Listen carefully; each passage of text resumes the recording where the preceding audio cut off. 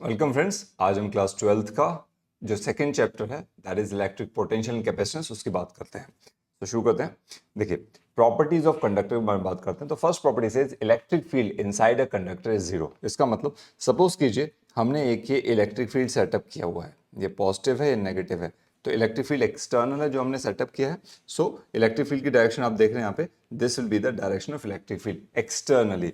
इसके बीच में हमने क्या किया, ए बी सी डी के नाम से ये एक कंडक्टर रखा हुआ है। ठीक है, कंडक्टर है, सो डेफिनेटली इसके अंदर क्या होगा, इंड्यूस चार्जेस आएंगे, इंडक्शन ऑफ चार्जेस होगा। सो व्हाट विल हैपन, देखिए इधर सारा ये पॉजिटिव चार्ज है, तो इंडक्शन के कारण क्या होगा, इस कंडक्टर का जो सारा नेगेटिव चार्ज है वो इसके नियरेस्ट फेस पे आ जाएगा, तो मतलब एडी वाले फेस पे आ जाएगा, राइट। एंड जो सारा पॉजिटिव चार्ज है वो इसके फारदेस्ट फेस पे चला जाएगा, क्योंकि ये पॉजिटिव चार्ज है तो ये इसको रिपेल करेगा, तो मैक्सिमम वो इसी साइड जा सकता है। तो और ये नेगेटिव इसको अट्रैक्ट भी कर रहा होगा, तो ये बीसी वाले साइड पर सारा का सारा पॉजिटिव चार्ज चला जाएगा। ठीक है, अब देखिए कंडक्टर के अंदर नेट इलेक्ट्रिक फील्ड क्या होगी, एक तो बाहर से एक्सटर्नल इलेक्ट्रिक फील्ड ई लग रही है, that is from left to right, ये इधर जा रही है। और इंटरनली एक ये पॉजिटिव चार्ज है, नेगेटिव है, तो इंटरनल आप देख रहे हैं ये इस डायरेक्शन में एक इंटरनल इलेक्ट्रिक फील्ड भी सेटअप हो जाएगा, राइट। पॉजिटिव चार्ज की वजह से जो एक्सटर्नल फील्ड है that is towards right, internally electric field है टुवर्ड्स लेफ्ट, तो ये दोनों एक दूसरे को कैंसिल आउट कर देंगे इनसाइड द कंडक्टर, तो net electric field inside the conductor क्या होगा, जीरो। और अगर इलेक्ट्रिक फील्ड कंडक्टर के अंदर जीरो है, सो दैट्स व्हाई वी से electric field inside a conductor is zero. अगर हमें कह रहे हैं तो इसमें ना एक पोटेंशियल ग्रेडियंट जो हमने पढ़ा था is equals to d by d r, तो उसकी वजह से पोटेंशियल जो होता है वो कांस्टेंट भी होता है। नहीं क्लियर तो पिछले जो सेशन है उसमें आप चेक कर सकते हैं। एनीवेज, नेक्स्ट है charge resides on the outer surface of the conductor. मतलब कोई भी कंडक्टर, सपोज करो आपका एक कंडक्टर है, तो इस पे अगर आप चार्ज देते हैं तो हमेशा वो आउटर सरफेस पे स्प्रेड कर जाएगा। कंडक्टर के अंदर जो होगा वो चार्ज जीरो होगा, क्योंकि इलेक्ट्रिक फील्ड भी जीरो है, इसकी वजह से कंडक्टर के अंदर चार्ज भी जीरो होगा, ये याद रखना है ना। Next is electric field outside a conductor is always perpendicular to the surface. मतलब सपोज कोई कंडक्टर है तो इलेक्ट्रिक फील्ड इसके सरफेस के परपेंडिकुलर होगा, right. This was the property. Next is electrostatic shielding.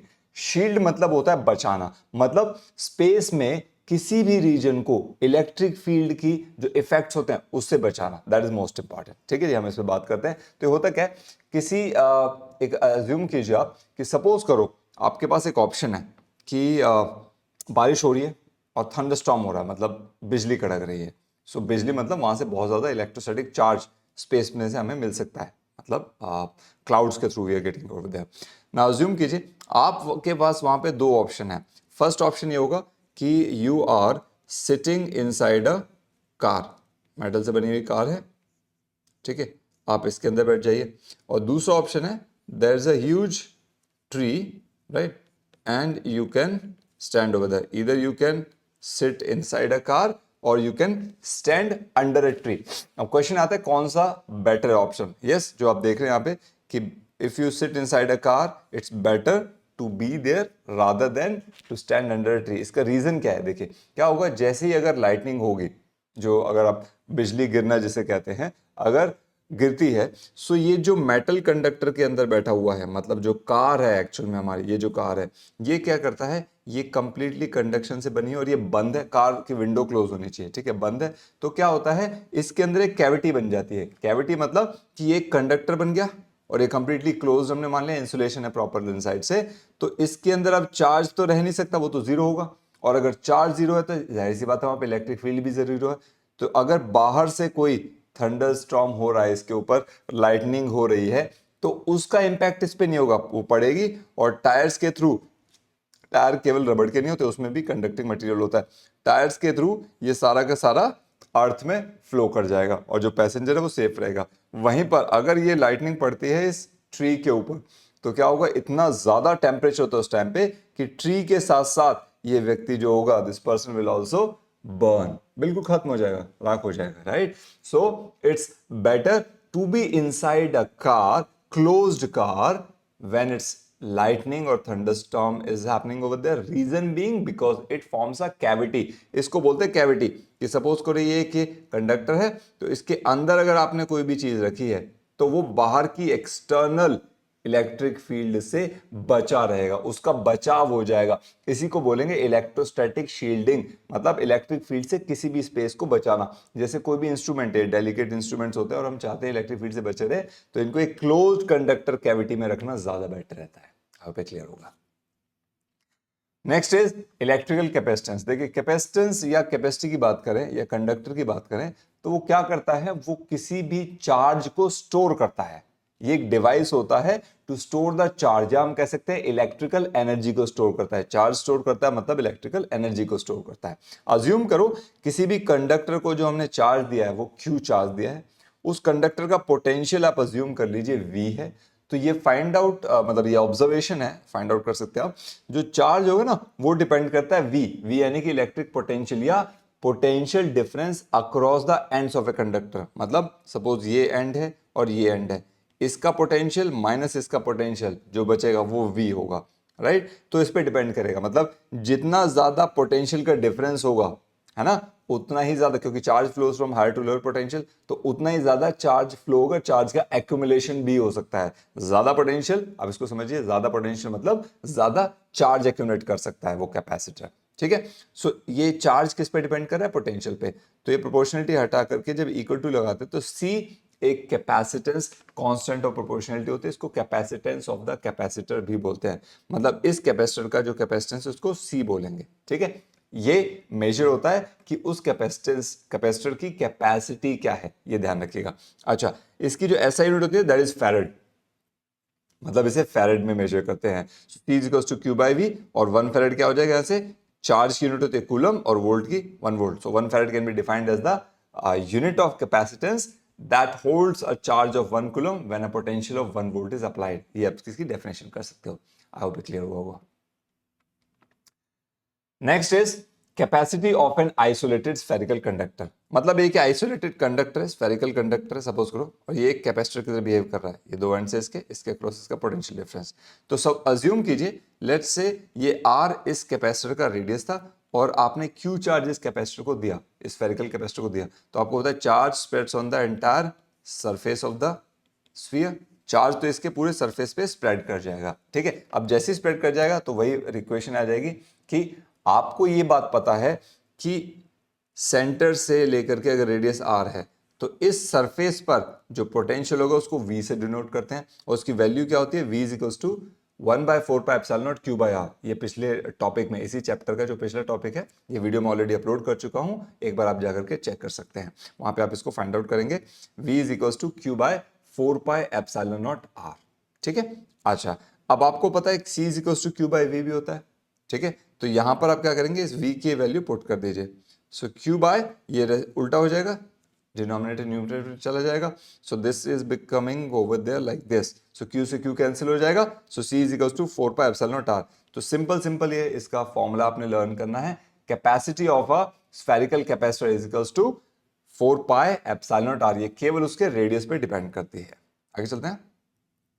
Next is capacitor and its principle. तो आप assume कीजिए, लेट से अभी ना फिलहाल ये प्लेट नहीं है, हमने क्या किया, एक ये मेटल प्लेट लिया, कंडक्टर लिया, और इसको इंसुलेटेड पैड पे, मतलब ये कोई भी वुडन ब्लॉक मान लीजिए जो कंडक्शन ना हो, मतलब अर्थ से इस मेटल का कंडक्टर का जो कनेक्शन है वो कनेक्शन नहीं होना चाहिए, ठीक है। सो ये एक मेटल प्लेट ले लिया आपने, इसमें अज्यूम कीजिए आपने प्लस Q चार्ज इस मेटल प्लेट को दिया। तो जैसे ही आप किसी भी कंडक्टर को चार्ज देते हैं वो इसके सरफेस पे स्प्रेड कर जाएगा। तो ये देखिए दोनों साइड प्लेट के प्लस Q चार्ज स्प्रेड हो गया। अब एक काम करो, आप इसके पास एक ये अनचार्ज्ड या नॉर्मल अनचार्ज, मतलब इसमें हमने चार्ज नहीं दिया है, इलेक्ट्रिकली न्यूट्रल है, ओवरऑल नेट चार्ज 0 है। एक ये दूसरा कंडक्टर B लेके आइए, ए के पास ये A था, ये B लेके आए। अब जैसे आप लेके आओगे तो इंडक्शन के कारण चार्जेस इंड्यूस हो जाएंगे B के ऊपर, मतलब अचानक से चार्जेस अपीयर हो जाएंगे। इस B के अंदर चार्जेस तो थे बट ओवरऑल 0 था, प्लस माइनस करके नेट चार्ज 0 था, नेट न्यूट्रल था, लेकिन इंडिविजुअली चार्जेस थे। लेकिन जैसे ही एक्सटर्नल चार्ज पॉजिटिव आया तो अचानक से इनमें पोलराइजेशन ऑफ चार्ज हो जाएगा, मतलब चार्ज अलग अलग हो जाएंगे। नेगेटिव चार्ज नियरेस्ट फेस पे आ जाएगा और पॉजिटिव चार्ज फारदेस्ट फेस पे आ जाएगा, ठीक है। नाउ अब इससे पहले क्या होगा, अब मैं इसको अगर और चार्ज देना चाहूं और DQ चार्ज देना चाहूंगा तो क्या होगा, जैसे इसको चार्ज देंगे थोड़ा बहुत एडजस्ट करके ले लेंगे, लेकिन थोड़ा और ज्यादा देंगे तो क्या होगा, ये जो चार्ज है इस पर ऑलरेडी पॉजिटिव चार्ज एक्यूमुलेटेड है, ये उसको रिपेल करेगा, देने नहीं देगा। अभी जब ये जो प्लेट है हमारी आ गई है, यहाँ पे हमने एक ये नई प्लेट बी लेके आए हैं, तो इसकी वजह से इंडक्शन होगा, लेकिन ये वाला पॉजिटिव चार्ज इस चार्ज को रिपेल करेगा अगेन। तो आप इसको, क्योंकि इसके पास रखा हुआ है, आप इसको और ज्यादा पॉजिटिव चार्ज देने चाहोगे प्लेट ए को, तो प्लेट बी का पॉजिटिव चार्ज उसको रिपेल करेगा। ए का तो कर ही रहा है, बी का भी करेगा, ठीक है।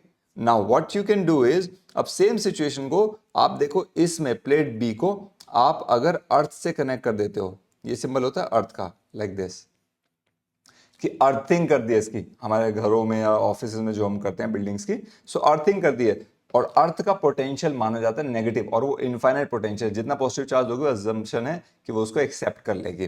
तो आप जितना भी ये पॉजिटिव चार्ज होगा, ये सारा का सारा अर्थ में फ्लो कर जाएगा, ठीक है, क्योंकि अर्थ का हमने पोटेंशियल माना नेगेटिव, तो पॉजिटिव चार्ज नेगेटिव के पास चला जाएगा, ये सारा अर्थ में फ्लो कर जाएगा।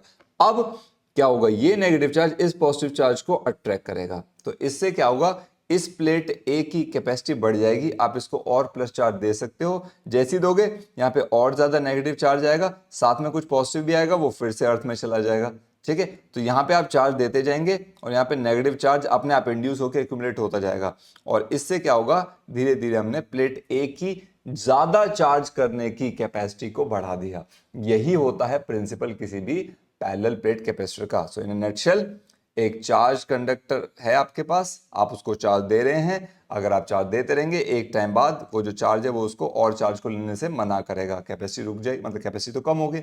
इसके पास एक काम करो, प्लेट बी लेके आओ अनचार्ज, प्लेट बी लेके आओगे तो चार्जेस का सेपरेशन हो जाएगा, प्लेट बी के चार्जेस का, ये नेगेटिव चार्ज इस चार्ज को अट्रैक्ट करेगा, तो थोड़ा सा यहाँ पे रिलैक्सेशन मिल जाएगा, मतलब ये और चार्ज पॉजिटिव चार्ज को ले पाएगा, क्योंकि इसकी जो रिपल्सिव फोर्स थी उसको इस नेगेटिव ने अट्रैक्ट कर लिया पॉजिटिव चार्ज को, तो फोर्स ऑफ रिपल्शन को थोड़ा सा कम किया। लेकिन एक लिमिट बाद क्या होगा, ये चार्ज भी बंद हो जाएगा, क्योंकि फिर से पॉजिटिव चार्ज भी क्रिएट हो रहा है, ये इसको रिपेल करना शुरू करेगा। तो हमने क्या किया, इस प्लेट को अर्थिंग कर दी प्लेट बी की, तो सारा का सारा पॉजिटिव चार्ज अर्थ में चला गया, क्योंकि अर्थ का चार्ज नेगेटिव है, और अब ये नेगेटिव चार्ज पॉजिटिव को और अट्रैक्ट कर पाएगा, और इसको आप फर्दर चार्ज दे सकते हो। तो इससे हमने इस प्लेट ए की कैपेसिटी को इंक्रीज कर दिया। ऑलराइट, आगे बढ़ते हैं।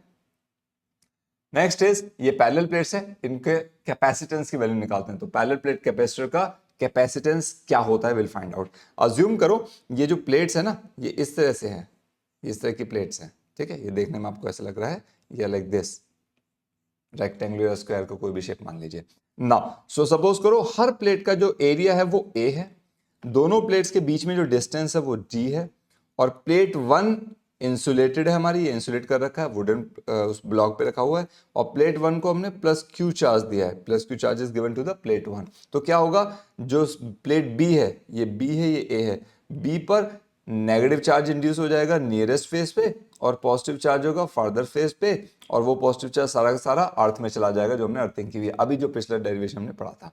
नाउ इसकी जो डेंसिटी है, सरफेस चार्ज डेंसिटी है प्लेट की, वो होगा सिग्मा। सरफेस चार्ज डेंसिटी होता है total charge divided by total area, ये सरफेस चार्ज डेंसिटी है। तो ये पॉजिटिव है, तो इसलिए क्यू बाय ए पॉजिटिव रहेगा, और यहाँ पे क्या नेगेटिव चार्ज है, तो ये क्या हो जाएगा, माइनस क्यू बाय ए, ठीक है। ये हो गया surface charge density plate B का। अब आप पोटेंशियल वाले चैप्टर से पहले गॉस थ्योरम हमने जो पढ़ा था इलेक्ट्रिक फील्ड में, आप पढ़ चुके हो। दो पैरेलल प्लेट्स हैं, उनके बीच में जो इलेक्ट्रिक फील्ड है वो मिलती है हमें सिग्मा बाय एप्सिलॉन नॉट से। ये इलेक्ट्रिक फील्ड इस रीजन में, ठीक है, ये ध्यान हो तो मैं आपको बता दूं, 3 रीजन बनाए थे, फर्स्ट सेकंड थर्ड रीजन बनाए थे।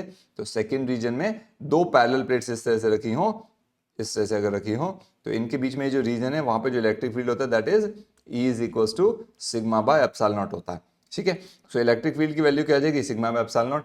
अभी आपने देखा सिग्मा की वैल्यू क्या होती है, Q by A, charge upon area, तो हम यहाँ पे सिग्मा की वैल्यू रख दें क्यू बाय ए, यहाँ पे पुट कर दी, तो इलेक्ट्रिक फील्ड की वैल्यू क्या होगी, क्यू एप्सिलॉन नॉट ए।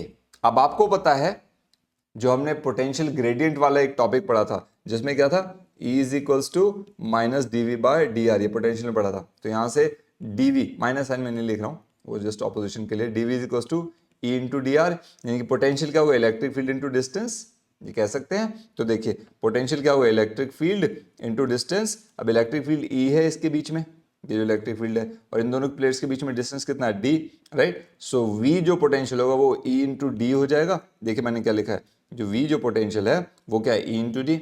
अब E इलेक्ट्रिक फील्ड की वैल्यू क्या थी, Q epsilon naught, Q by epsilon not A, ये इलेक्ट्रिक फील्ड की वैल्यू थी, ये वैल्यू यहाँ पे पुट कर दीजिए। तो Q by epsilon not A into D हो जाएगा। अब इसको सॉल्व करेंगे तो ये रीअरेंज कर दिया, QD bye epsilon not A। अब आपको पता है, अभी पढ़ा हमने कैपेसिटेंस क्या होता है, Q बाय V, क्योंकि Q इक्वल्स टू CV पढ़ा था ना, तो यहाँ से कैपेसिटेंस C की वैल्यू हो जाएगी Q बाय V। सो Q बाय V की वैल्यू पुट कर दो यहाँ पे, ये जो V है ये वैल्यू हमने V की यहाँ पे पुट की, ठीक है। तो Q से Q कैंसिल हो जाएगा और ये ऊपर चला जाएगा, रेसिप्रोकल करना पड़ेगा इसका। तो capacitance C is equals to epsilon not A by D। दो कैपेसिटेंस किस पे डिपेंड कर रहा है, इलेक्ट्रिकल परमिटिविटी पे, area of the plates and the distance between the plates. ये होता है capacitance of a parallel plate capacitor. आशा आपको समझ आया होगा। नेक्स्ट चलते हैं ग्रुपिंग ऑफ कैपेसिटर्स। सो अगर दो या दो से ज्यादा कैपेसिटर हैं तो उनको ग्रुपिंग को हम कैसे कर सकते हैं, दो तरह से होती है, एक होती है सीरीज, एक होती है पैरेलल, और ये न्यूमेरिकल में बहुत हेल्पफुल है। तो अज्यूम कीजिए, देखिए एक कैपेसिटर को हम इस तरह से रिप्रेजेंट करते हैं, दो पैरेलल और इक्वल साइज होगा इन दोनों का, ठीक है, दो प्लेट्स बना दी। सो हमने क्या किया यहाँ पर, देखिए C1 कैपेसिटर है, इस कैपेसिटेंस है इस कैपेसिटर की वैल्यू, C2 है इस कैपेसिटर के कैपेसिटेंस की वैल्यू, और C3 है इस थर्ड कैपेसिटर की कैपेसिटेंस की वैल्यू। और हमने क्या किया है, इस थर्ड वाले को अर्थ से कनेक्ट कर दिया है, ठीक है, जितना प्लस चार्ज आएगा वो सारा का सारा एक्यूमुलेट होकर चला जाएगा ना अर्थ में ना। सपोज करो जो टोटल पोटेंशियल हमने दिया है अक्रॉस द एंटायर सिस्टम, वो हमने V दिया है, ठीक है। तो अब होगा क्या, देखिए सीरीज में, तो सपोज करो यहां से प्लस Q चार्ज यहां से एंटर किया C1 कैपेसिटर के फर्स्ट प्लेट पे, तो इसके दोनों साइड पॉजिटिव चार्ज स्प्रेड कर जाएगा। इंडक्शन के कारण जो सेकंड प्लेट है C1 का, उसके नियरेस्ट फेस पे नेगेटिव आएगा और फर्दर फेस पे पॉजिटिव आएगा, और ये कनेक्टेड है इस तरह से C2 से। तो C2 का जो फर्स्ट प्लेट है उस पे अगेन सारा पॉजिटिव हो जाएगा, इंडक्शन के कारण अगेन C2 का नेगेटिव आएगा दूसरे प्लेट पर और दूसरी साइड में हो जाएगा पॉजिटिव। अब अगेन C2 को ये प्लेट भी C3 के फर्स्ट प्लेट से कनेक्टेड है, तो C3 का फर्स्ट प्लेट सारा का सारा पॉजिटिव हो जाएगा।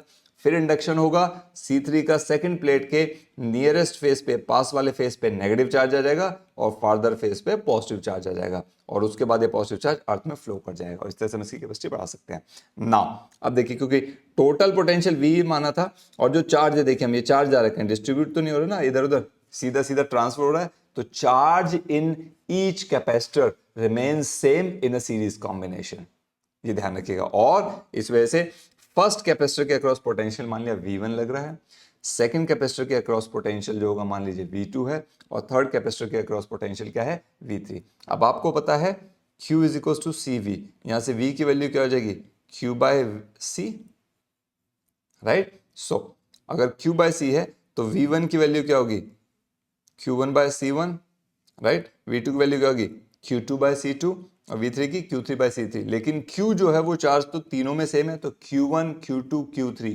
इक्वल टू Q मान लिया, इसलिए आप देख ले मैंने यहाँ पे Q लिखा हुआ है, ठीक है। अब अज्यूम करो इन तीनों की जगह हम अगर एक कैपेसिटर लगा दें, ऐसा सिस्टम हो कि इन तीनों के बराबर एक कैपेसिटर मान लिया सीरीज कॉम्बिनेशन का, उसका कैपेसिटेंस मान लिया CS, तो उसके लिए हमारी इक्वेशन क्या हो जाएगी, V is equal to Q by CS, total charge Q divided by CS। मैंने यहाँ पे कैपिटल Q बना हुआ है, स्मॉल q लिखा हुआ है, so don't get into small q और capital Q same thing, that's what we have to assume. Alright, now अब total potential difference across the combination क्या था हमारा, V था। अब ये V आया कहां से, V is equal to V1 plus V2 plus V3, यहीं से आया। So V is equal to V1 plus V2 plus V3। ये V1 V2 V3 और V, ये सारी वैल्यूज मैंने इस इक्वेशन में पुट कर दी हैं, तो ये इक्वेशन आपकी आ जाएगी। Now from both sides Q common आके कैंसिल आउट हो जाएगा, तो 1 upon CS is equals to 1 by C1 plus 1 by C2 plus 1 by C3। ये होगा total capacitance of the series combination, numericals में हम यूज करने वाले हैं। तो इंपॉर्टेंट चीजें ध्यान रखेंगे, across each capacitor charge remain same, series में हर कैपेसिटर में चार्ज सेम होता है, और पोटेंशियल डिफरेंस हर कैपेसिटर का अलग होता है सीरीज के अंदर। Alright, this was all about capacitor series. Next करते हैं grouping of capacitors in parallel, so parallel combination. तो देखिए इसमें पैरेलल में क्या होता है कि दोनों प्लेट्स हर कैपेसिटर के आपस में डायरेक्टली कनेक्टेड है। मतलब ये देखिए C1 का लेफ्ट प्लेट, C2 का लेफ्ट प्लेट और C3 का लेफ्ट प्लेट, ये तीनों आपस में एक ही पॉइंट से कनेक्टेड हैं, ठीक है। इसी तरह से C1 का राइट प्लेट, C2 का राइट प्लेट और C3 का राइट प्लेट, ये तीनों आपस में एक ही पॉइंट पे कनेक्टेड है, तो हम इसको बोलेंगे पैरेलल कॉम्बिनेशन में। C1, C2, C3 ये तीनों का कैपेसिटेंस अलग अलग ले लिया। अब अज्यूम कीजिए यहां से Q चार्ज हमने इसको प्रोवाइड किया है, तो जो Q चार्ज क्या है, अब तीनों में सेम तो नहीं जाएगा, इक्वल भी जा सकता है लेकिन Q तो नहीं जाएगा ना कुछ तो उसकी वैल्यू बटेगी। सपोज ये Q1 C1 में चला गया, Q2 C2 कैपेसिटर में चला गया और Q3 चार्ज C3 कैपेसिटर को मिल गया। अगर ये पॉजिटिव हो जाएगा, इंडक्शन करंट यहाँ नेगेटिव आएगा, पॉजिटिव चार्ज यहाँ फ्लो कर जाएगा, सेम इसमें होगा सेम इसमें, और नेट पॉजिटिव चार्ज अर्थ से कनेक्टेड है ये सिस्टम, तो अर्थ में चला जाएगा। ठीक है जी। आगे आप देखिए यहाँ पे चार्ज डिस्ट्रीब्यूट हुआ है, यानी कि हमने क्या किया, देखो Q is equals to CV वाला फॉर्मूला होता है, तो इस तरह से Q1 क्या हो जाएगा C1 V1, Q2 क्या होगा C2 V2 और Q3 क्या होगा C3 V3। देखिए ये लिखा है, ठीक है। अच्छा अब V1 V2 V3 हमने नेट पोटेंशियल V लगा हुआ है, हर एक का सेम होगा क्योंकि देखो जो पोटेंशियल इसके लेफ्ट का है वही C2 के लेफ्ट का होगा, जो पोटेंशियल C1 के राइट का है वही पोटेंशियल C2 के राइट का होगा। इसी तरह से लेफ्ट वाला C3 का पोटेंशियल वही होगा जो ऊपर वाले दो का है, और राइट का भी सेम होगा। और इन सब का पोटेंशियल क्या है, लेफ्ट वाला इस साइड से कनेक्टेड है, राइट वाला इस साइड से कनेक्टेड है, तो जितना पोटेंशियल हमने दिया है वही potential difference C1 C2 C3 के इक्वल होगा। तो V1 V2 V3 V के इक्वल होगा, मतलब potential across each capacitor same है, मैं ये समझाने की कोशिश कर रहा हूं। सो टोटल चार्ज हमारा क्या होता है, ये Q चार्ज ही डिवाइड हुआ है 1 2 और 3 में, तो Q equal to Q1 plus Q2 plus Q3, right. अब मान लो इन तीनों की जगह हम अगर एक कैपेसिटर लगा दे जिसका कैपेसिटेंस CP मान लिया, capacitance of the parallel combination total, ठीक है, तो Q इज इक्वल टू ये हो जाएगा CP इंटू V, है ना। अब ये वैल्यूज हमने पुट की इस इक्वेशन के अंदर, तो Q की वैल्यू क्या होगी CPV, Q1 की C1V, Q2 की C2V और Q3 की C3V, और दोनों साइड से V को कॉमन लेके कैंसिल आउट कर दिया, तो CP C1 plus C2 plus C3 के इक्वल होगा। This will be the net capacitance of the parallel combination. और ध्यान रखने वाली इंपॉर्टेंट चीज क्या है, charge across each capacitor different, parallel में हर कैपेसिटर के अक्रॉस चार्ज अलग होता है और पोटेंशियल हर कैपेसिटर का सेम होगा पैरेलल में। आई होप आपको क्लियर हुआ होगा। Next is energy stored in a capacitor. A capacitor is a device used to store energy. हम क्या करते हैं, ये एक डिवाइस है जिसमें एनर्जी को स्टोर करते हैं, और ये स्टोर कैसे करता है, एक प्लेट से, सपोज ये वाली प्लेट है, एक प्लेट से दूसरी प्लेट में जब हम चार्ज को ट्रांसफर करते हैं, वो चार्ज ही तो एनर्जी के रूप में स्टोर हो रहा है। और वो आ कैसे रहा है, जब आप चार्ज को ट्रांसफर करोगे, अपने आप चार्ज नहीं जा रहा, हम ट्रांसफर कर रहे हैं, करो, या इवन अपने आप अगर जा रहा है, so system is doing some work, so some work is done, क्योंकि एनर्जी ट्रांसफर हो रही है, चार्ज ट्रांसफर हो रहा है, चार्ज मूव हो रहा है, right. So some work is done, this work is stored in the form of electrical potential energy of the capacitor. So अब क्या है, expression for energy stored in a capacitor. Assume कीजिए ये एक parallel plate capacitor है आपके पास, ठीक है, ये पैरेलल प्लेट कैपेसिटर है, और इस प्लेट के बीच में डिस्टेंस है वो D है, और प्लेट का एरिया A है जो हमने भी किया है, ठीक है। अब अज्यूम की देखिए इस प्लेट को हमने सपोज कीजिए प्लस Q चार्ज कर दिया, तो क्या होगा, वो स्प्रेड कर जाएगा, है ना, इसके पूरे सरफेस पे स्प्रेड कर जाएगा, जिसके कारण यहाँ पे इंडक्शन कारण यहाँ पे नेगेटिव चार्ज आएगा माइनस Q चार्ज, और पॉजिटिव आएगा और उसकी हमने सपोज करो अर्थिंग कर दी है, ठीक है, इस तरह से अर्थ में चला जाएगा ना। हमने जब इसको चार्ज Q दिया, अब अगर हम इसको और चार्ज DQ देना चाहेंगे तो ये इसको थोड़ा सा रिपेल करेगा, जो ऑलरेडी हम इस चार्ज दे चुके हैं प्लेट A को, इसको A प्लेट मान लीजिए, इसको B plate. So A plate को ऑलरेडी हमने एक चार्ज दे दिया है, plus Q charge we have provided to plate A। Now उसको एडिशनल पॉजिटिव चार्ज देंगे तो एग्जिस्टिंग चार्ज उसको रिपेल करेगा, रिपल्शन कार्ड। So but still if we want to do it, will have to do some work, कुछ work करना पड़ेगा, है ना। So in that case let's say small work done DW जो हमें करना पड़ेगा वो क्या होगा, पोटेंशियल इनटू चार्ज होता है, ठीक है। सो लेट्स से इन दोनों की प्लेट्स का जो पोटेंशियल का डिफरेंस है वो V है, V is the potential difference between the plates of the capacitor. तो जो वर्क डन होगा वो होता है पोटेंशियल इनटू चार्ज, जो एडिशनल चार्ज हम इसको दे रहे हैं DQ, ठीक है। ऑलराइट, नाउ अब ये स्मॉल वर्क था, अब अगर हम इसके चार्ज को बढ़ाना चाहते हैं और ज़्यादा चार्ज देना चाहते हैं, तो इस तरह के छोटे छोटे बहुत सारे वर्क हमें करने पड़ेंगे, ठीक है। सो इन दैट केस हमें जो वर्क डन होगा, टोटल वर्क डन W, वो क्या होगा, integration of the small work, और कहाँ से कहाँ तक, सपोज करो इनिशियल चार्ज 0 था और इसका टोटल चार्ज हम इसको देना चाहते हैं Q चार्ज देना चाहते हैं, कैपिटल Q, तो इसको इंटीग्रेट कर देंगे, ऐसे छोटे छोटे स्मॉल वर्क्स को अगर ऐड कर देंगे, इंटीग्रेट कर देंगे, तो हमें टोटल वर्क मिल जाएगा, ठीक है।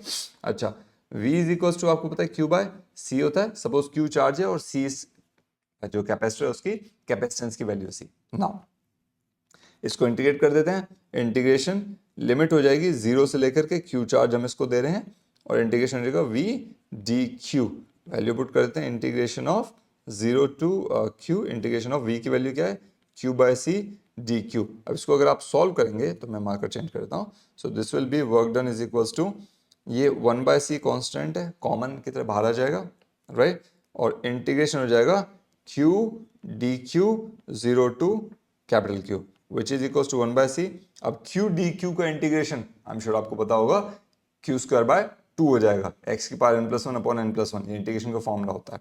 सो हो जाएगा Q स्क्वायर बाय 2 और लिमिट हो जाएगी 0 से लेकर के कैपिटल Q तक।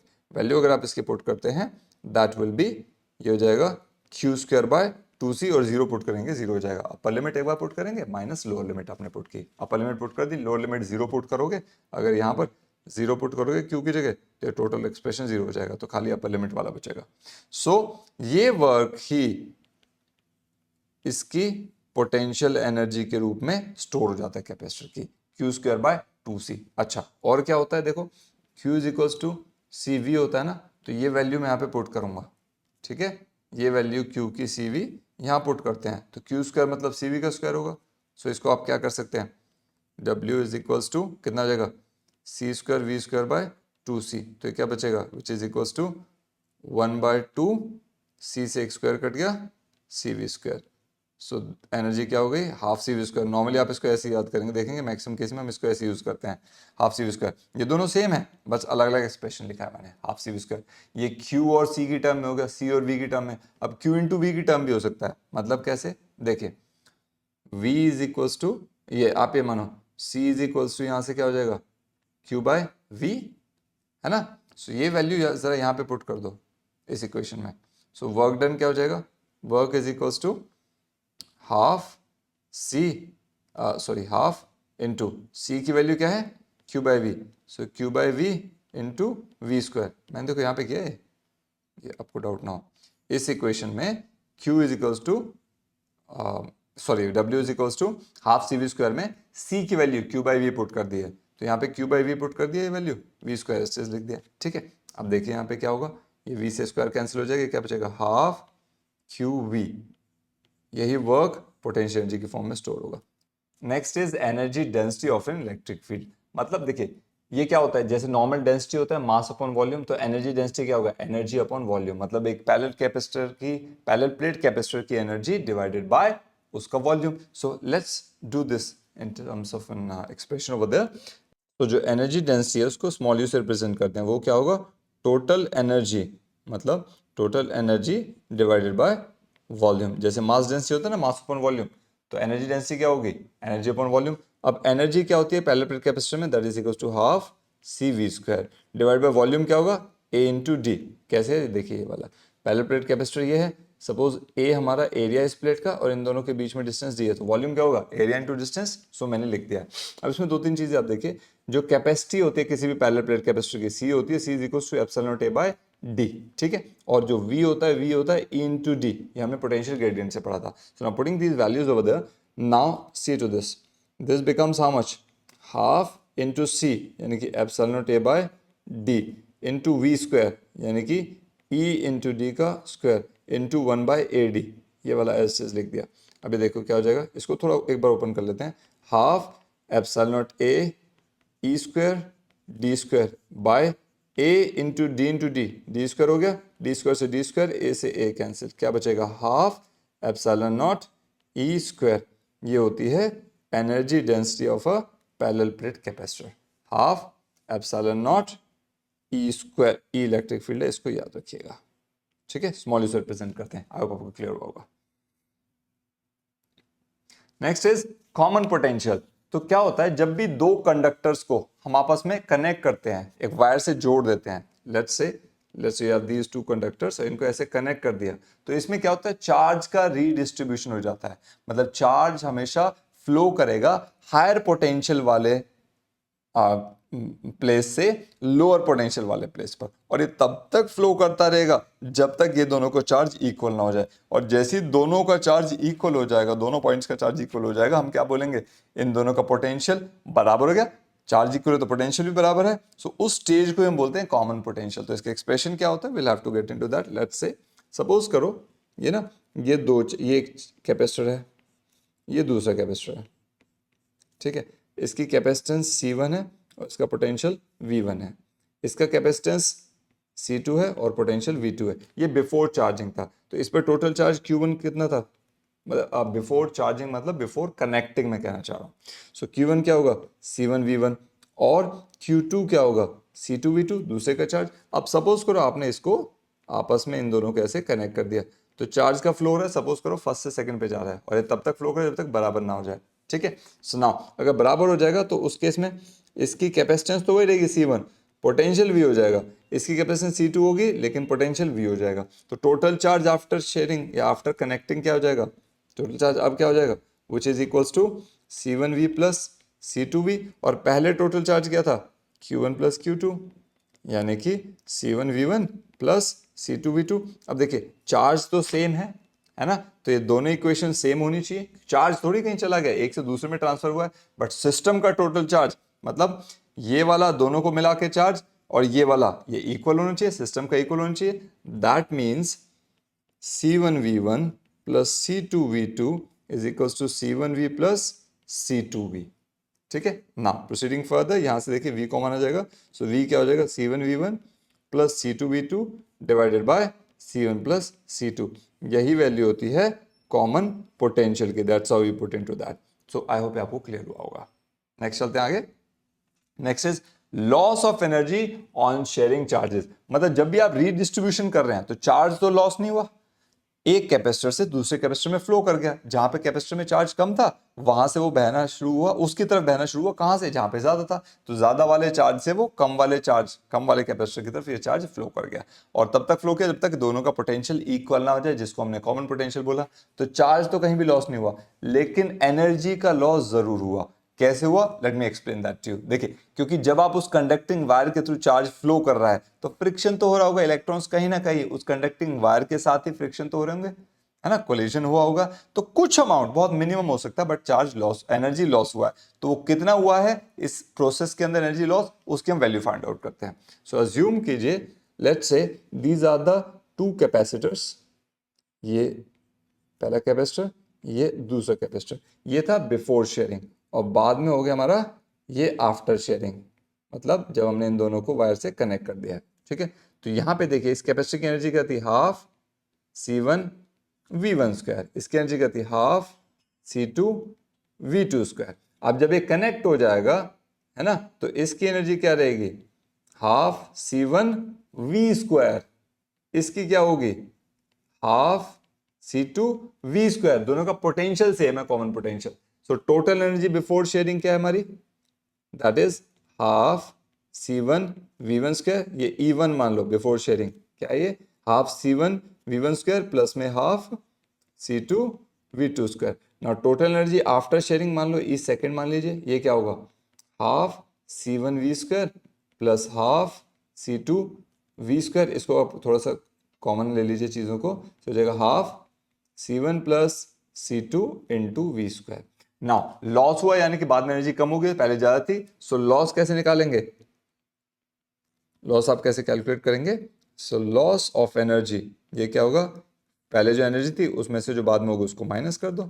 दैट इम्प्लाइज, ये क्या हो जाएगा, half C1 V1 square plus half C2 V2 square minus C1 plus C2 into V square by 2, ये हो जाएगा। अब यहाँ से देखो हाफ कॉमन ले लेते हैं सारा, ठीक है। So this will be half. Now let's work on to this, और वैल्यू पुट करनी है V की, ये कॉमन पोटेंशियल है, वैल्यू पुट करेंगे अभी। So let me show it to you. ये हो जाएगा बच्चे आपका, ये हो जाएगा C1 V1 स्क्वायर। अब थोड़ा सा लेंथी एक्सप्रेशन है, so be careful and be patient over there.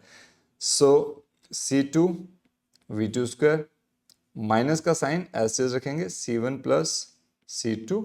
अब ये जो V है कॉमन पोटेंशियल देखिए, अभी निकाला था हमने, we just did it over there. C1 V1 plus C2 V2 upon C1 plus C2, ये वैल्यू पुट कर देंगे।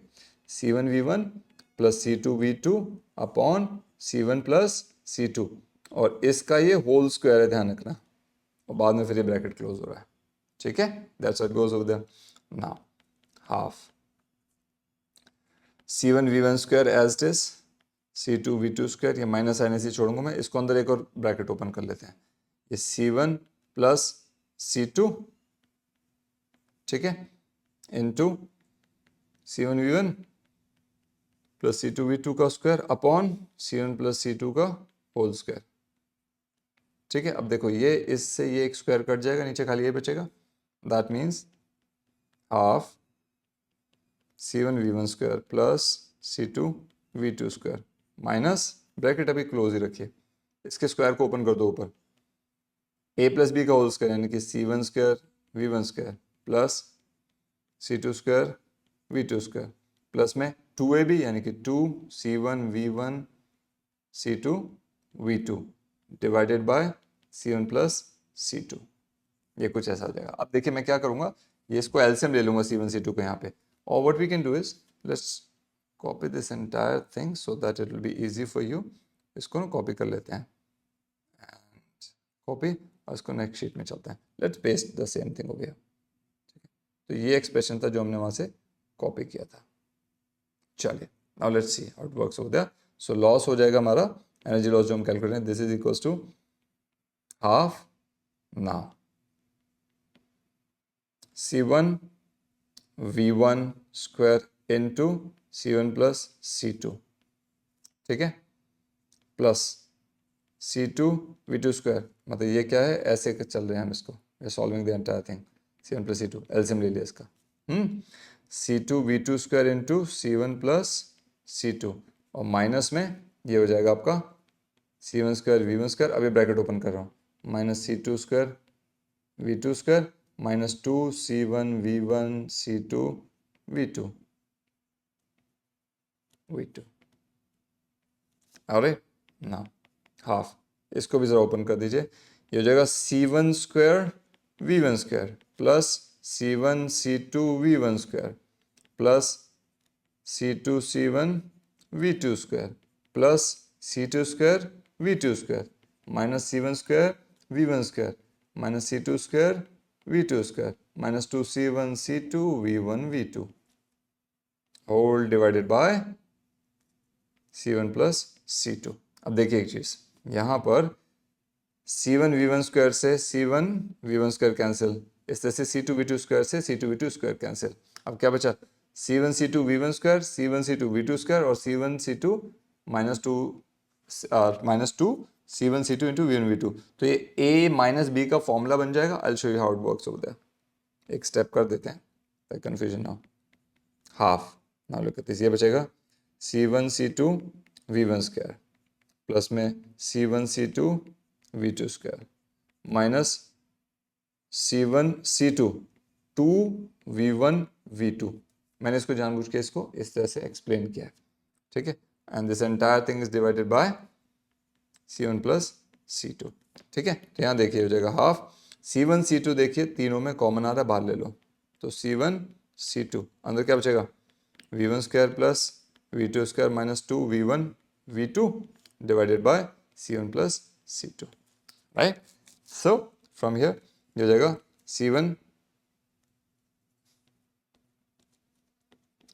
C2 bye 2 into V1 minus V2 का whole square divided by C1 plus C2। This is the loss of energy when you share charges.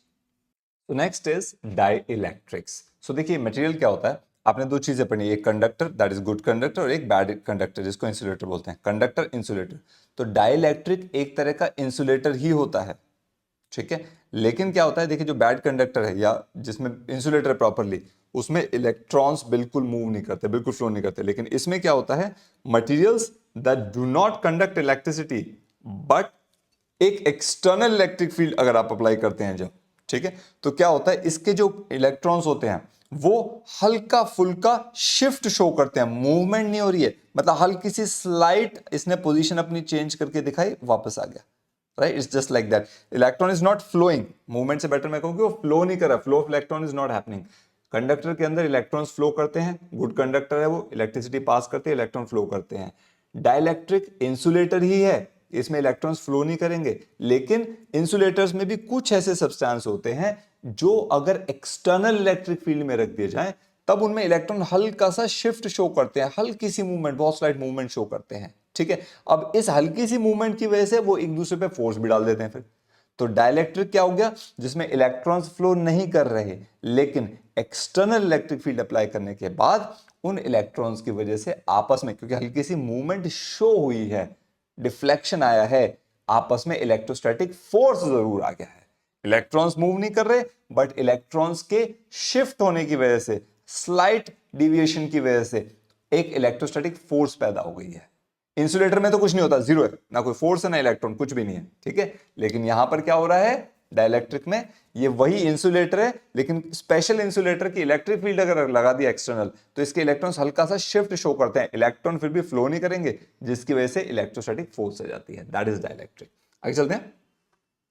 तो एक conductor और dielectric का behaviour कैसा होता है इलेक्ट्रिक फील्ड में। जब आप एक्सटर्नल इलेक्ट्रिक फील्ड लगाते हो तो कंडक्टर में क्या होता है, इलेक्ट्रॉन्स फ्लो करते हैं इलेक्ट्रिक फील्ड के ऑपोजिट, मतलब जैसे सपोज करो ये है इलेक्ट्रिक फील्ड, ये प्लस या माइनस है, तो इलेक्ट्रॉन कहां जाएगा, एक नेगेटिव चार्ज कहां जाएगा, पॉजिटिव की तरफ, तो इलेक्ट्रिक फील्ड के ऑपोजिट इलेक्ट्रॉन्स फ्लो करेगा कंडक्टर के अंदर। लेकिन डाइलेक्ट्रिक में क्या होगा कि इलेक्ट्रॉन्स हल्का सा शिफ्ट शो करेंगे, हल्का सा शिफ्ट डिफ्लेक्शन दिखाएंगे, मूव नहीं करेंगे, मोशन फ्लो नहीं होगा, मतलब ऐसे इलेक्ट्रॉन फ्लो करके जा रहे हैं, फ्लो नहीं होने वाला है, तो हल्का सा शिफ्ट होगा, जिसकी वजह से electrostatic force of repulsion, opposition वहां पे दिखेगी, पार्शियल होगी।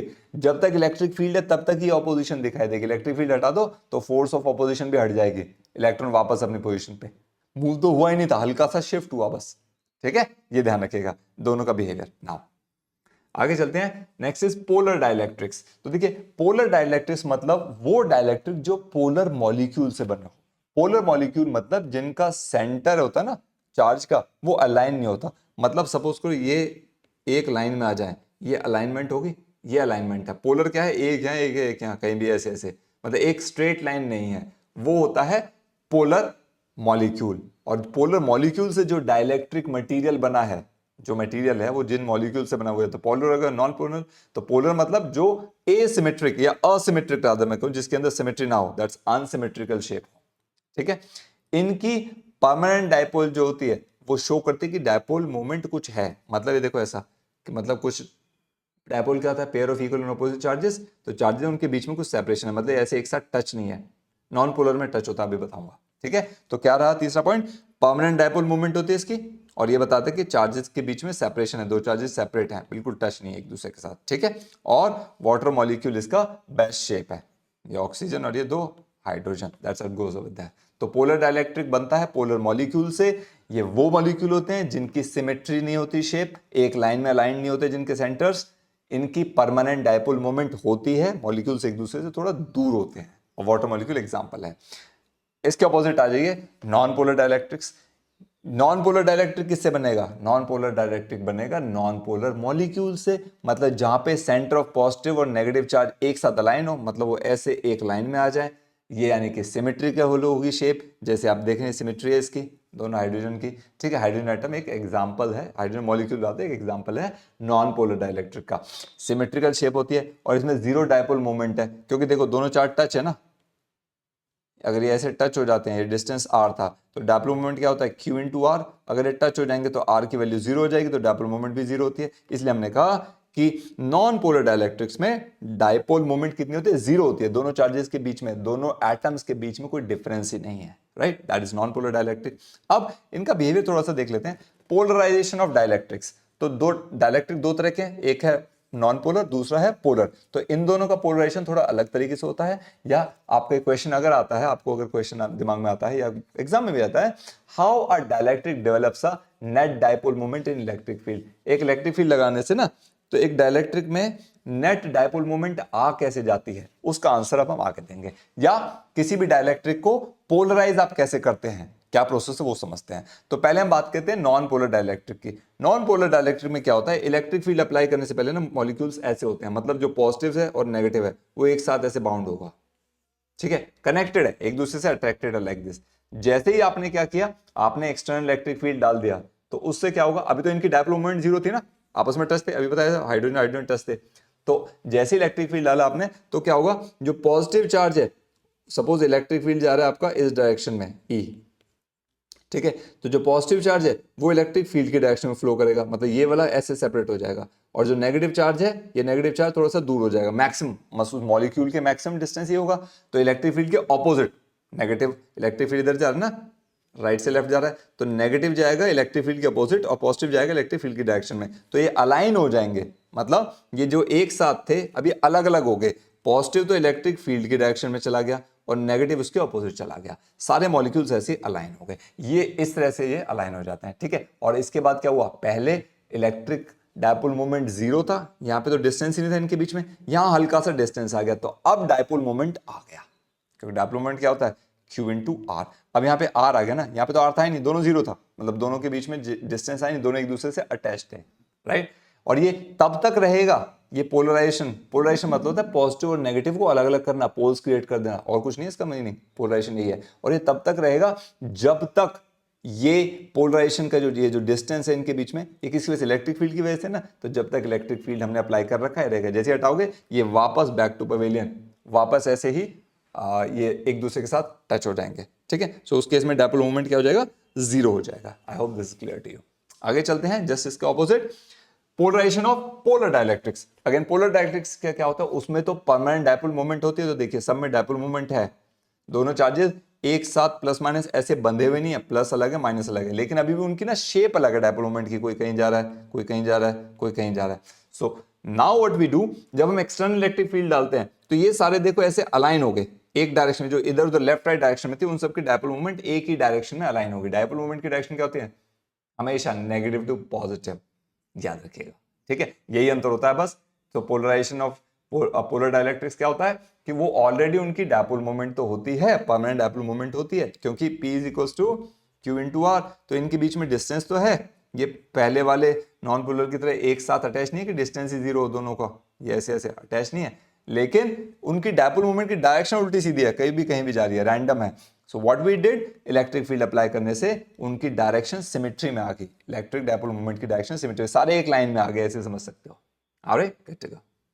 So next we will talk about capacitance of a parallel plate capacitor with a dielectric slab, मतलब एक डायलेक्ट्रिक स्लैब अगर डाल दी जाए, तो अज्यूम कीजिए ये हमने एक पैरेलल प्लेट कैपेसिटर है हमारा, ठीक है, और इसको हमने प्लस क्यू चार्ज यहाँ पे दिया, तो ये चार्ज क्या होगा, इस पूरी प्लेट के ऊपर स्प्रेड कर जाएगा इस तरह से, और यहाँ पर इंडक्शन का नेगेटिव चार्ज आ जाएगा, तो एक external electric field E not set up हो जाएगा इस पूरे रीजन में, ठीक है, यहाँ पे हो जाएगा, इसके अंदर भी होगा, लेकिन अब इसके अंदर क्या है, सपोज करो हमने एक ना एक डाइलेक्ट्रिक स्लैब, डाइलेक्ट्रिक मीडियम जो अभी बात हमने की थी, हमने वो एक स्लैब यहाँ पे एंटर कर दी है, ठीक है। सो डाइलेक्ट्रिक स्लैब हमने यहाँ पे एंटर कर दिए इन प्लेट्स के बीच में। नाउ व्हाट विल हैपन, अब पोलराइजेशन के कारण, क्योंकि पोलराइजेशन होगा डाइलेक्ट्रिक पोलराइज होगा, यहाँ पर एक ऑपोजिट इलेक्ट्रिक फील्ड सेटअप हो जाएगा। भाई ये जो डाइलेक्ट्रिक है, यहाँ पॉजिटिव चार्ज है, तो इस डाइलेक्ट्रिक का नेगेटिव सारा का सारा इस पॉजिटिव चार्ज वाली प्लेट के पास आ जाएगा, और इस डाइलेक्ट्रिक का पॉजिटिव चार्ज सारा का सारा इस नेगेटिव चार्ज के पास आ जाएगा। अब उसके बाद आपको खुद ही दिख रहा होगा, यहाँ पर एक polarized electric field positive to negative अंदर ऑपोजिट डायरेक्शन में, इलेक्ट्रिक फील्ड जो एक्सटर्नल उसके ऑपोजिट डायरेक्शन में सेटअप हो जाएगा ईपी। तो नेट इलेक्ट्रिक फील्ड अंदर क्या होगा, ई नॉट तो डाउनवर्ड है और ईपी अपवर्ड है, सो नेट क्या होगा, E not minus EP, that would be the case over there. अब एक काम करते हैं, देखिए आपको पता है capacitance of a parallel plate capacitor जो होता है normal, that is C is equals to epsilon not A by D होता है आपका, ठीक है। नाउ अब यहाँ पे जो इलेक्ट्रिक फील्ड है, net electric field inside the dielectric, E क्या है हमारा, E is equals to E not minus EP, ये डाइलेक्ट्रिक के अंदर नेट इलेक्ट्रिक फील्ड बचा। अब पोटेंशियल अगर हम बात करें, इस पूरे कैपेसिटर का पोटेंशियल डिफरेंस V क्या होगा, V होता है, देखिए आपको पता है, let me just show you, एक चीज आपको पता है, V is equals to E into D, है ना, क्योंकि ये कहां से आया था, अब काफी और पढ़ चुके हैं, is equals to minus dV by dr, तो dV क्या हो जाएगा, E इंटू डी आर, मतलब electric field into distance potential देता है। तो मैं वही कर रहा हूं। सो V, देखिए पहला V कहां एग्जिस्ट करेगा, एक तो होगा यहां, ये येलो वाले डाइलेक्ट्रिक के बाहर वाला, तो ये कितना डिस्टेंस होगा, टोटल डिस्टेंस D है, उसमें से T निकाल दो, तो ये डिस्टेंस कितना बचेगा, ये वाला D माइनस टी, और यहां पे कौन सा इलेक्ट्रिक फील्ड है, E नॉट, तो एक होगा electric field E not into distance होगा D माइनस टी। पहला तो पोटेंशियल होगा यहां पे, प्लस में अब डाइलेक्ट्रिक के अंदर भी है, डाइलेक्ट्रिक के अंदर इलेक्ट्रिक फील्ड है E और डिस्टेंस है T, सो ये टोटल पोटेंशियल होगा, ठीक है। अच्छा, अब एक चीज देखो, आपको पता है E नॉट अपॉन E जो होता है उसकी वैल्यू होती है K, dielectric constant, F not upon FM dielectric constant की डेफिनेशन है, force in vacuum upon force in medium, तो electric field in vacuum upon electric field in medium बात कर रहे हैं। तो यहां से E इज इक्वल टू कितना हो जाएगा, E नॉट बाई K हो जाएगा, इस रिलेशन से ये वैल्यू हम यहां पे पुट कर देंगे, सो ये हो जाएगा E not into D minus T plus में E not upon K into T, यहां से ना E नॉट कॉमन ले लो, so V is equal to E not into D minus T plus में T बाई K। अब दो चीजें आप ध्यान रखना, जो E नॉट होता है इलेक्ट्रिक फील्ड, ये क्या होता है, सिग्मा बाय एप्सिलॉन नॉट होता है, आपको पता है, और सिग्मा की वैल्यू होती है Q by epsilon not A। Q by होता है ना charge upon total area gives you charge density, surface charge density, जिसको सिग्मा कहते हैं, ये वैल्यू होगी। और V होता है Q बाय C के बराबर, कहां से आया equation, V is equal to Q is equal to CV formula होता है ना, तो यहां से V क्या हो जाएगा, Q बाय C। तो ये दोनों वैल्यूज हम क्या करेंगे, इस इक्वेशन में पुट कर देंगे, तो V equal to Q by C यहां पुट कर दो, so Q by C is equal to E not की वैल्यू क्या है, Q by epsilon not A into D minus T plus में T बाय K, ठीक है। इसको थोड़ा अगले नेक्स्ट पेज पे सॉल्व कर देते हैं। सो ये आप अगर देखेंगे, so this will be like this, Q by C is equals to, एक बार इक्वेशन देख लेते हैं क्या था, is equals to Q by epsilon not A into D minus T plus T by K। So Q by epsilon not A into D minus T plus में T by K, दोनों side से Q cancel हो जाएगा, और इसको reciprocal कर दो, मतलब ऑपोजिट डिनोमिनेटर ऊपर लेके चले जाओ। So C is equals to epsilon not A by, ये हो जाएगा D माइनस टी प्लस में T बाय K हो जाएगा। अब यहां से आप देखिए epsilon not A by D minus T common ले लो, क्या बचेगा, 1 माइनस 1 बाय K बचेगा। This is the capacitance of a parallel plate capacitor with a dielectric slab, and the thickness of the dielectric slab is T and D is the distance between the two plates of the parallel plate capacitor. I hope आपको समझ आएगा। Next अगला derivation करते हैं, that is capacitance of a parallel plate capacitor with a conducting slab। अगर हम conducting slab की बात करते हैं, मतलब ये स्लैब अब कंडक्टिंग है, डाइलेक्ट्रिक नहीं है, मतलब पूरा कंडक्ट होगा कंप्लीटली। सो सिंपल है, इस केस में क्या होगा, electric field as it is complete रहेगा, और इसके अंदर कुछ भी नहीं रहेगा, क्योंकि इसके अंदर नेट इलेक्ट्रिक फील्ड जीरो होगा, क्योंकि चार्ज भी जीरो होगा, इसके अंदर कुछ रहेगा ही नहीं, हम डिस्कस कर चुके हैं। सो ई नॉट जो रहेगा इसमें एक फेस में होगा, और यहाँ पे कुछ एग्जिस्ट ही नहीं करेगा। सो ई नॉट जो होगा वो कितने में होगा, केवल ये डिस्टेंस पे, ठीक है। अच्छा, एक और चीज करते हैं, ये अज्यूम कर लो ये जो टोटल डिस्टेंस है ना, ये टोटल डिस्टेंस D है। सो ई नॉट कहां तक रहेगा, ये तो यहां पे एग्जिस्ट करेगा और यहां पे करेगा, है ना, ये दोनों डिस्टेंस पे एग्जिस्ट करने वाला ई नॉट, ठीक है। मैं इसको थोड़ा सा ऐसे आपको शो करता हूं, so it will be like this, यहां पे ये एग्जिस्ट करेगा। कर्व नहीं बन रहा, 1 सेकंड प्लीज, चलिए, आई थिंक ऑटो कर्व नहीं ले रहा है, चलो एनीवेज आपको समझ आ गया होगा क्या है।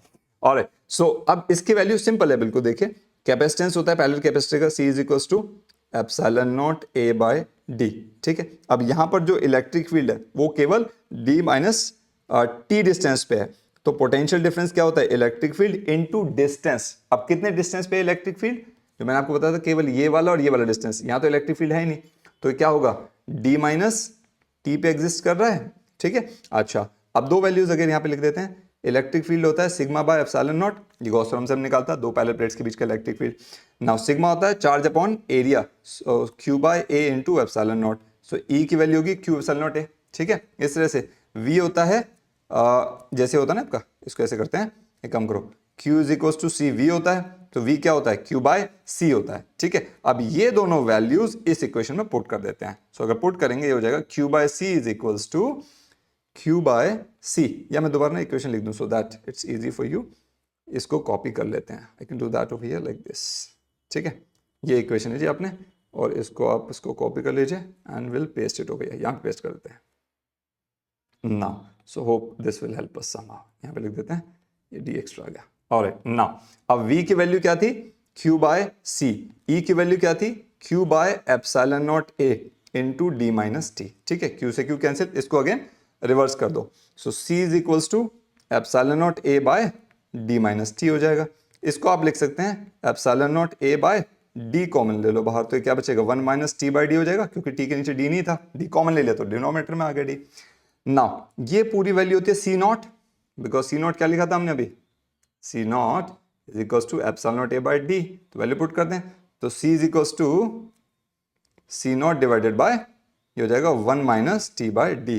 ये आपकी वैल्यू होती है capacitance of a parallel plate capacitor with a conducting slab in between the two plates of this. With this capacitor पूरा चैप्टर कंप्लीट हो चुका है। आई होप आपको ये पूरा समझ आया होगा। इसके न्यूमेरिकल्स के डाउट्स हैं, अगर आपका कोई क्वेश्चन आप मुझे कमेंट में कर सकते हैं। प्लस मैं कुछ क्वेश्चंस भी अपलोड करने वाला हूं, कुछ अच्छे क्वेश्चंस होंगे, सो प्लेलिस्ट क्रिएट कर चुका हूं मैं, आप वहां पे जाकर इन क्वेश्चंस को सॉल्व कर सकते हैं। चैनल को सब्सक्राइब करना नहीं भूलेंगे और इस वीडियो को लाइक करके कमेंट जरूर बताना कैसा लगा। Thank you so much, take care.